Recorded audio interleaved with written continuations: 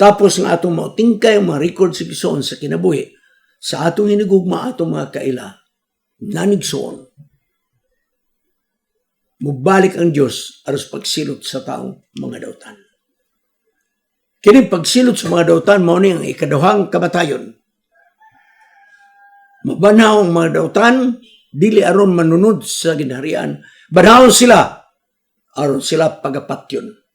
Hangtod sa wala na katapusan na sila mubalik pa. Samtang din hisayuta, si Satanas o iyang mga manlunda, wala na'y ilang malimbungan. Kaya ang taong dautan na sa lubnganan, o ang matarong tua sa langit, sulod sa kalibo katuig. Munang gitawag gikadinahan o gibilanggo ang yawa. Apan tapos sa usa ka libo ka tuig. Ang mga dautan pagabanahon og limbungan kini sa yawa. Ang kuno sa yawa nga siya mo'y hinungdan nganong nangabanhaw sila. Limbungan pa gyud niya nga atong sulungon ang balaan nga syudad. Kaya nato na kuhaon. Nadala ang mga binanhaw nga dautan. Gilibutan ang kampus mga balaan. Ugonya mga kaigsuunan. Pagkatapos sa kalibo ka tuig, manaog. Manaog ang mga balaan kauban sa balaang syudad. Mabanaw ang taong mga dautan. Libutan ang mga syudad. Ilang sulungon ang maong syudad. Magtigom sila sa kadapit gataw gogog-magog. Na kining gogog-magog nagasimbolo ni Satanas. Apan napildi sila sa pakigubat. Nga naman, sa gilibutan nila ang balaang syudad nga nanaog ikan sa langit. Nga ang mga linuwas na sa sulod sa bagong syudad. Ibubo sa Diyos ang kalayo. Mauni ang impyerno mga kaigsuunan. Ibutang na sa inyong unang-una nga ang impyerno wa pa magdilaab karon. Mudilaab ang kalayo gikan sa langit kung libutan na sa taong dautan ug ang yawa ang bagong Jerusalem. Mga matay sila, yawa ug ang taong dautan. Mga matay nga wa na'y pagkabanaw hangtod sa katuran. Mao ni ang katapusang solusyon sa Dios batok sa sala. Di na sila mo balik sa makausapa. Para mga linuwas, wala na yung mahimo ang pag-uyon sa Diyos. Ngayon paghukom sa pagsunog sa mga dutan, hustisya. Kaya nasunog sila tungkol kay sila mismo mo'y nagpili. Mapadayon ta sila natin linuwait. Ang mga libro nga record na ablihan. Ug itanaw ni Ginisos ang mga nangawala. Ug ang mga nangawala na hinubno sila mga sala nga ilang gibuhat. Ug nasayod sila nga naadtong miaging mga panahon, ilang gisalikway ang balaan nga kinabuhi ug hinlo nga kinabuhi. Wa sila mopili sa pagkamatarong. Ug ilang nakita nga diay ang garbo nila. Mohinungdan nga sila nakig-away sa Dios. Aron lamang ilang napason ang kasuguan sa Dios. Ang nangawala magkakita nga ilang gihigugma gyud ay ang sala labaw sa tanan. Ug ilang nakita ang mga dautan nilang binuhatan. Inay kaysa mga panalangin sa Dios nga gihatan. Magpadayon. Ilang mahinumduman giunsa nila pagdumot ang mensahe sa Dios. Sila na dumot sa iyang mga pasidaan. Ug ilang makita giunsa nila pagsalikway ang kaluoy sa Dios tungod kay ilang kasing-kasing nagahi ug unya gahi nga mudawat sa kamatuoran. Wala sila masubo sa ilang mga binuhatan, sa ilang mga sala, wala sila masubo. Busa na wala sila. Kauban sa tanang mga butang, gilaglag sila pinagi sa kalayo. Ang tanan nga nangawala gikan sa panahon ni Adan nga panahon. Hangtod sa katapusang mga adlaw, moatubang sa Dios sa adlaw sa paghukom. Og silang tanan mga saddaan sa ilang pakig-away sa gobyerno sa langit. Ang nangawala walay makatabang kanila. Wala sila'y kapasumangil sa mga krimen nga ilang nabuhat. Ang Diyos nagpahibalo ng ilang silot mong kamatayon wala na ipagbalik. Ellen G. White, The Great Controversy, page 666 o 668. Makasusubo, ikson. Karon mo adto ta sa atong synopsis of our lesson. Ikson, aniya ang sumada sa atong leksyon. Pagkaninot, gamay ra ni na sumada. Niya mga pangitabo nga umabot. 1. Moabot ang kalisdanan sa kalibutan. Paglutos. Ug kunya samtang niabot ang mga pagpanglutos igsoon, ibubo sa Dios ang pito ka hampak. Sirado na ang kaluwasan. Dayon pagbubos pito ka hampak, pagkasunod niya na ang ikaduhang pagbalik ni Jesus. Ugon niya ang mga buhi nga dautan, mga matay pinaagi sa himaya ni Jesus. Dili pinaagi sa impyerno, himaya ni Jesus. Di sila magkatuto. O ang buhi ng mga matarong nga buhi, kauban sa mga matarong nga nabanhaw, lalinon paingon sa ganira sa Diyos. Didto sa langit, sulod sa usa ka libog ka tuig. Si Satanas niya ng panahon within 1,000 years. Awaaw ang kalibutan, guba ang kalibutan. Wala siya matintal. Ang dautan ng matay na aslobganan. Ang matarong tuwa sa langit. Sila na lang ang nabilin ang yawa. Mao na ang gitawag sila gibilanggo o gikadinahan. Kadayta. Og tapos sa usa ka libog ka tuig, ang mga balaan kauban sa bagong Jerusalem manaog dinhi sa yuta. Ug unya pagkanaog na sa bagong Jerusalem kauban sa mga balaan, ang mga dautan banhawon sa atong Dios. Ug unya irali sa yawa ang mga nagabanhaw. Tana atong sulungon ang bagong Jerusalem. Ako mo'y nagbanhaw kanyo. Kaya nato kuhaon ang syudad. Ug sada nga ilang gilibutan ang mong syudad. Ang kalayo nga mong impyerno gibubo. Gisunog si Satanas ug ang iyang manlunda. Gisunog ang tanang mga daotang mga tao. Abi ninyo son, dili magdungan nga mga matay ang mga gipagsunog. Nay mga matay nga kausara pagdilab, patay nangawala na. Apan igsoon. Ang panahon sa ilang pagkaugdaw nagdepende sa kaseryoso sa ilang masala. O ang dugay nga mamatay mong iyawa mga kaigsunan. Dugay siya mamatay. Apan akong dugangan, ang ikaduha nga dugay mamatay, katong mga sakop sa atong iglesia na mibias pagtuo. Nga naman, nasayod sila sa kamatuoran. Apan ilang gisalit ko ang kamatuoran. Munang para sa ako, ang second to the last nga mamatay sa kalayo, katong nibiya sa pag-alagad sa atong iglesia. Dahil nagsoon sa daya nga naugdaw na ang mga dautan.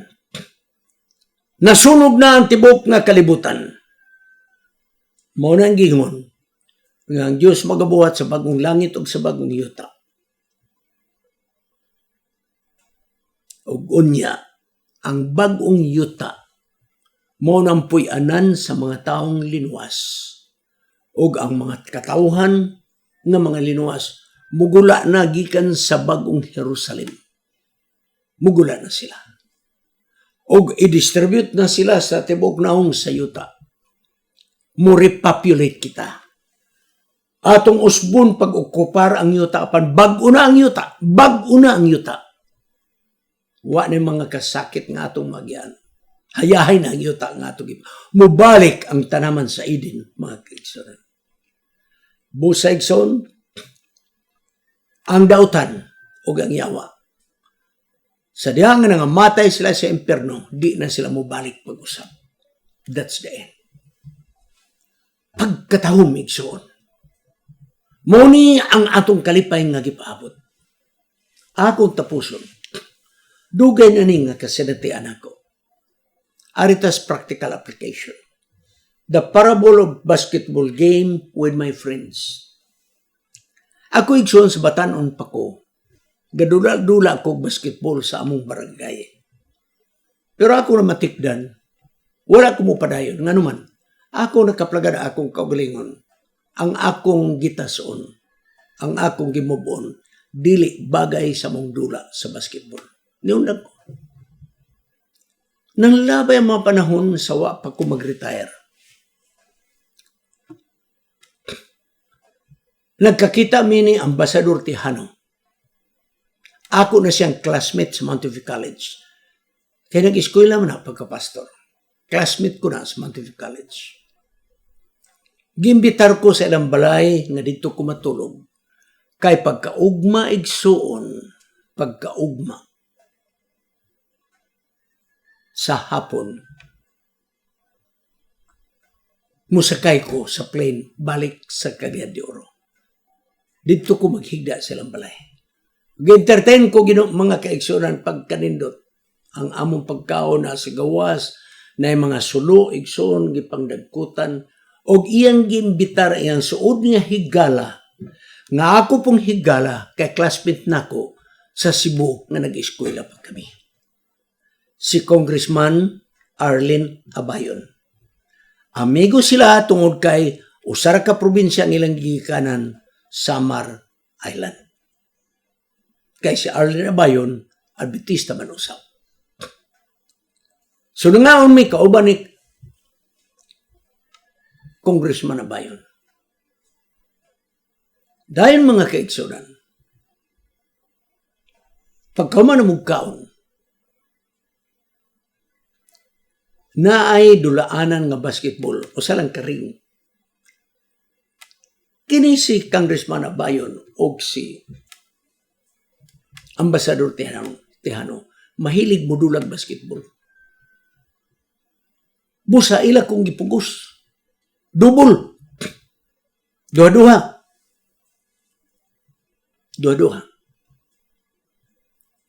Si Congressman Abayon ang iyang pares kauban diha sa balay ni Ambassador Tejano. Kanang iya bang sulugoon diha. O ako gikuha ni Ambassador Tejano nga iyang pares. Nagbalibad ko. Ayaw ko niyong dula kay ambot lang. High school pa ko adto, nakadula ko, niundang na ko. Sige lang. Gipugos ko. Magliso na yung dribble. Pasa-pasa lang, pasa-pasa. Ang naitaboy son, napildis Congressman Abayon ko ba siyang pares. Dahil yun siya, okay, magpadayon taugma sa hapon. Ingon ko nga, muli naman ko kay musakay ko sa plane. Sa sadi pagkamuli, mubalik mi dire. Kay gusto yun ni Congressman Abayon na mubawi ba? Sige. Ingon ako ni Ambassador Tejano nga, pangita na rilay Paris. Kay di ko gusto malit. Nagkabalang. Alas 6 pa na sa hapon, dool naman na among balay ni Aras Paranaque. So dool na sa airport. Dula na migsoon. Dula na. Anong hapon? Dula na. Karon nigsoon, napildi na po mi. Gusto naman po ni Ambassador Tejano mubawi. Nagingon ko di na kumudula kay malit na ko sa airport. Ingon lang, ayaw, di lagi kamalit. Napugos ko pagdula. Tanaw na ako sa relo. Mura gamay lagi panahon ko. Kinin lang nga dula, mulargan ako. Gipatod ko sa service ni Ambassador Tejano. Nga to sa airport. Pag-abot na ako dito igsoon, wala pa makalarga ang plane. Pero di na mudawat og pasahero. Di na mudawat og pasahero. Nalit ko. Grabe na akong hinangyoay. Di na yun. Kaya nga naman, ang akong lingkuran nahatag na sa chance passenger. Karon asa man ko. Di na akong mabalik dito sa balay ni Ambassador Tejano. Di na akong balik. Kung mabalik po ko sa Union, kaya may guest house sa Union, sa North Philippine Union Conference. Gasto og taxi. back and forth Igsoon, moabot og 1,000. Pero kako sa akong desisyon, dito na lang ko naglingkod-lingkod, higda-higda sa airport. Pagkalisod tibuok nga gabi mga kaigsunan. Wa gyud tarong. Wa man kay mahigdaan, lingkuranan ra. Gibatin na ko igsoon. Pagkalisod ang akong kahimtang, whole night na ako sa airport igsoon. Kaya nisakay ko sa first flight sa buntag paingon sa Cagayan de Oro. Ang akong punto mo ni. Igsoon, usahay. Mabiyaan ta sa biyahe tungod kay daghang nagahawid kanato. Di ko kabalibad. Ambasador Tejano, suod na akong amigo kay classmate kami sa Mountain View College. Congressman na bayon, di ko kabalibad. Kay classmate mi sa Cebu, sa usa ka universidad. Nalangan ko tungod sa hawid-hawid sa akong mga suod sa kinabuhi. Igsoon, mulargahay na. Mulargahay na ang plane paingon sa langit, so to speak. Ayaw mo paglangan-langanin kalibutan. Ayaw mo pahawid-hawid sa inyong masuod nga higala. Ayaw mong patintal sa pagtintal nining kalibutan. Kay, mularga ang mga sakayan. Andam ka og dili. I learn a lesson sa akong kahimtang nga grabe ka perwisyo ang akong naagian sa airport. Lingkod agad. Takilid naman, ituyo naman. Walay tarong nga paghigda. I suffered alang. Tungod kay nabiyan ko sa plane. Nganong nabiyan ko sa plane tungod kay hawid-hawid sa mga suod na higala. Doon na kita mo biyahe paingon sa itaas sa langit. Ayaw mo pahawid nining kalibutan. Kung saman ka nang naghawid ka ninyo, bulagi ka na ninyo ang nakahawid. Bugtuan ninyo ang bugko sa inyong nakahawid ka ninyo. Nagkalalang mga matang nga mugunit ka na to nga makalangan sa atong biyahe paingon sa langit. Ang Diyos, magpalain ka na to mga kaigsunan. Magampo kita alang sa pagtapos. Gamhanan nga Diyos nga naka sa mga langit. Tabangi kami nga walay makalangan sa among biyahe paingon sa langit. Bugtuang nagahikot ka namo nga dili kami makauban sa imong pagbalik. Andama kami o Diyos. Ang tanang mga higot din kalibutanan nga tangtang na. Kaya kami andam na nga mulupad kauban kanimo. Kining tanan among pagadawaton sa ngalan ni Jesus manluluwas. Amen. Kining inyong higala, si Pastor Wendell Munggaya Serrano, nga inyong igsoon usab, magkapadasig sa matag sa kaninyo sa pag-like, pag-share, labaw sa tanan sa pag-subscribe sa atong YouTube channel ng pangalan Wendell Munggaya Serrano. Ug ayaw kalimot sa pag-click sa notification bell hangtod sa sunod nga higayon magkita na usab kita.